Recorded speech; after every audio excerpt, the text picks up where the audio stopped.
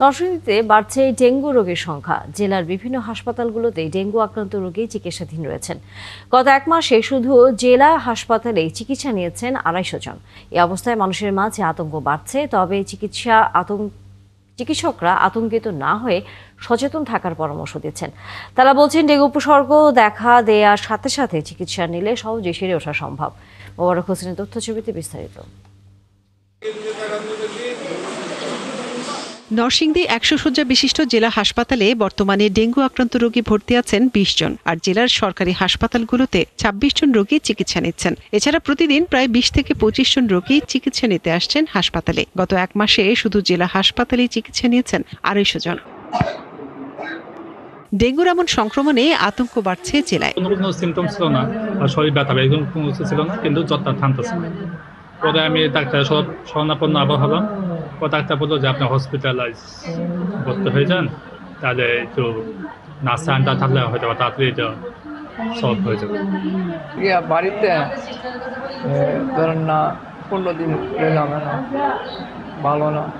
বাসায় ট্রিটমেন্ট নিয়েছিলাম, তারপরে তো কিছুতে কমতেছে না, স্যালাইন ট্যালাইন লাগানো হয়েছিল।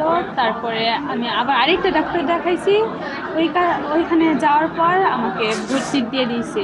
তো বাড়িতে নিয়ে খাইতেছি, পরে চাই দিই ভালো না, পরে আবার আইসি করে দাল্লা কইতাছি তো আপনি ভর্তি তাহলে ওরা 3-4-5 দিন ভর্তি হয়েছে। জেলা হাসপাতালে তত্ত্বাবধায়ক জানান, প্রতিদিনই ডেঙ্গু রোগীর ভিড় বাড়ছে, আর সাধ্যমতো রোগীদের সেবা দিয়ে যাচ্ছেন তারা। তবে আতঙ্কিত না হয়ে উপসর্গ দেখা দিলে হাসপাতালে এসে চিকিৎসা নেবার পরামর্শ দেন তিনি।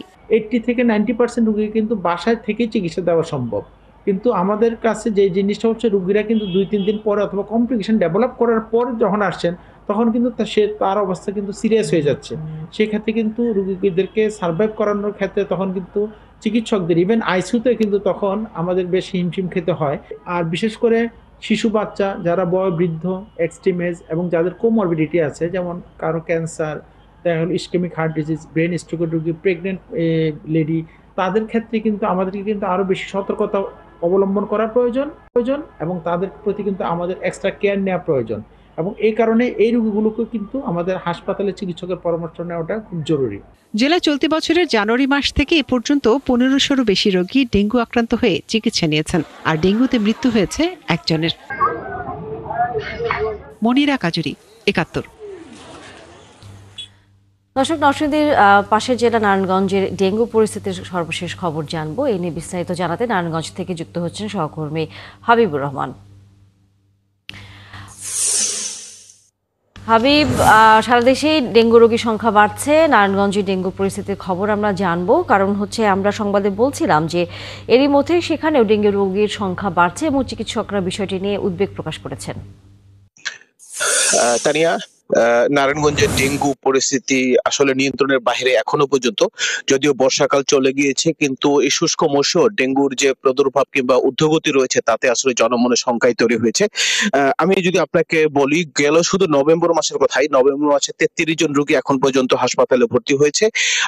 আর এখন পর্যন্ত 2285 জন রোগী নারায়ণগঞ্জের এই হসপিটালগুলোতে, বিভিন্ন হসপিটালগুলোতে ডেঙ্গু রোগীর চিকিৎসা নিয়েছে, এটা সরকারি হিসাবে। এবং 2235 জন রিলিজ নিয়েছে এবং 33 জন হাসপাতালে এখনো ভর্তি রয়েছে। নারায়ণগঞ্জের 300 শয্যা হসপিটাল, ভিক্টোরিয়া হসপিটাল কিংবা নারায়ণগঞ্জ উপজেলা পর্যায়ে যে 5টি হসপিটাল রয়েছে, সেসব হসপিটালের বাইরেও কিন্তু যেসব বেসরকারি ক্লিনিক গুলো রয়েছে সেখানেও ডেঙ্গুর চিকিৎসা বিভিন্ন লোকজন নিচ্ছে। তবে ডেঙ্গুর মৃত্যুর হার সরকারিভাবে আমরা একজন জেনে থাকলেও এর বাহিরের সংখ্যাটা আরো বেশি বলে সংশ্লিষ্টরা আমাদেরকে জানিয়েছেন। তো তানিয়া, এর বাইরের যে ব্যর্থতার যে বিষয়গুলো আছে, আসলে স্বল্পতার যে বিষয়গুলো আছে, সীমাবদ্ধতার যে বিষয়গুলো, যেটা জেলা সিভিল সার্জন আমাদেরকে জানিয়েছেন, তাদের কিট আছে যথেষ্ট পরিমাণে, কিন্তু যথেষ্ট পরিমাণে লজিস্টিক সাপোর্ট, অন্যান্য যে হসপিটাল যে ধরনের ক্যাপাসিটি থাকার কথা ছিল, আসলে সেই ধরনের ক্যাপাসিটি পুরোপুরি না থাকার কারণে আজকে ডেঙ্গুর পরিস্থিতি একটু নিয়ন্ত্রণের বাইরে চলে গেছে নারায়ণগঞ্জে। আপনি জেনে থাকবেন, নারায়ণগঞ্জের ছোট একটা শহরে প্রায় 1 কোটির মতো লোকজনের বসবাস, এবং এর মধ্যে বড় একটা অংশ হচ্ছে শ্রমজীবী মানুষ। তারা আসলে এই শ্রমজীবীর জায়গাটা থেকে তারা যথেষ্ট সময় চিকিৎসা না নেওয়া কিংবা তারা চিকিৎসা নিতে আসলেও যথেষ্ট পরিমাণে সাপোর্ট দিতে না পারাটা একটা বড় ব্যর্থতার কারণ হয়ে দাঁড়িয়েছে। তবে জেলা প্রশাসন এবং সিভিল সার্জন আমাদেরকে জানিয়েছে আসলে ডেঙ্গু চিকিৎসা করার চেয়ে ডেঙ্গু রোগের প্রতিরোধের বিষয়টা অতি গুরুত্বপূর্ণ। সেক্ষেত্রে সিটি কর্পোরেশন এবং নারায়ণগঞ্জের যতগুলো পৌরসভা রয়েছে এবং ইউনিয়ন পর্যায়ে যদি ডেঙ্গু প্রতিরোধ অথবা মশা প্রতিরোধী ঔষধ ঠিকমতো বিতরণ করা হয় কিংবা তাদের নিয়ন্ত্রণ করা হয়, তাহলে হয়তো ডেঙ্গুটা মহামারী এত যেত না। তো সেক্ষেত্রে সিটি কর্পোরেশনের সাথে আমরা কথা বলেছি, তারা বলছে যে তারা প্রত্যেকটি ওয়ার্ডে তাদের সাধ্যমতো এবং তারা নিয়মতান্ত্রিক চেষ্টা করে যাচ্ছেন। ধন্যবাদ হাবিব রহমান। নিশ্চয়ই আমরা পরবর্তীতে আবারও আপনার কাছ থেকে ডেঙ্গু রোগীর সংখ্যা এবং একই সাথে চিকিৎসার খবর জানবো নারায়ণগঞ্জের।